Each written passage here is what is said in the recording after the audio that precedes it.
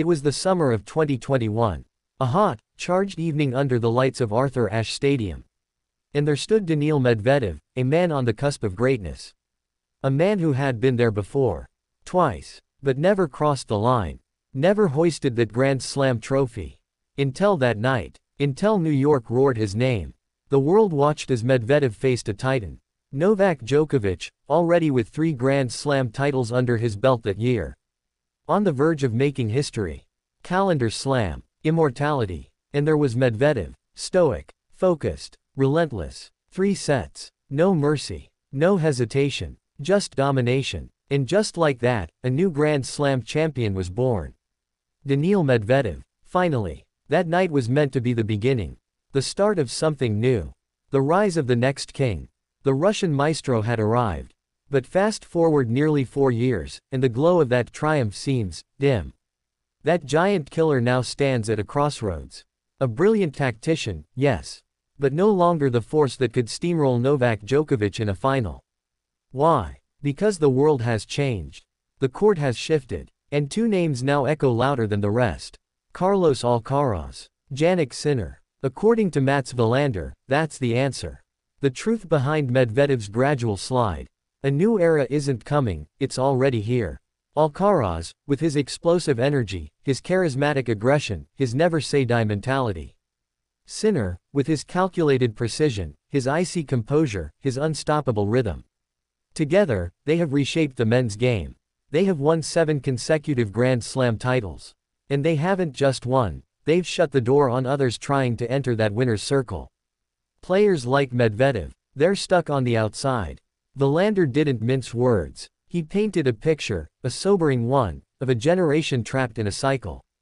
He compared Medvedev, Tsitsipas, Zverev, and Ruud to an earlier class, Dimitrov, Nishikori, Cilic. Talented, gifted, glorious, but always overshadowed. Back then, it was Federer, Nadal, Djokovic, Murray, Wawrinka, a golden age that blocked out the sun. Today, the barricade is younger, faster, hungrier. Sinner and Alcaraz. And what they've done is more than just win. They've redefined what's possible. They've evolved the game. It's not just about consistency anymore. It's not about staying steady and grinding out wins. It's about power. It's about pace. It's about pulling off the impossible, every single match. And that's where Medvedev's brilliance meets its limits. Because he's too human, too tactical in a world where physics no longer applies. He can still reach quarters, semis, even finals. But winning, lifting trophies, that's a different question now. It's not that Medvedev got worse. It's that the game got faster. More intense, less forgiving. And what of Tsitsipas, Zverev, Ruud? They, too, have hovered on the edge of greatness. They've all held match points that would have rewritten their legacies.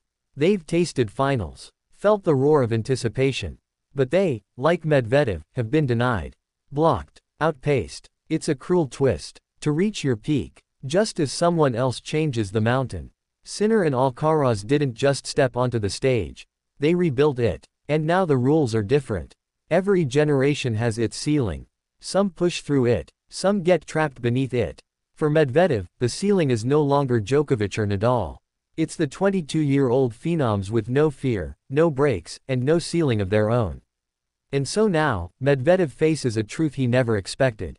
He's no longer the hunter. He's the hunted, by younger, faster, sharper minds. It's a race. And the question isn't whether he can play.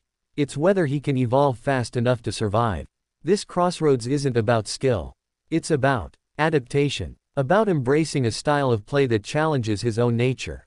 Can he do it? Mats Wilander isn't sure. And neither is the tennis world. But one thing is certain. Daniil Medvedev's story isn't over. Not yet. Because the same man who dismantled Djokovic under the bright lights of New York. He still lives inside the baseline. He still knows how to fight. And perhaps, the next time the world writes him off, that will be the moment he reminds us why champions never fade quietly.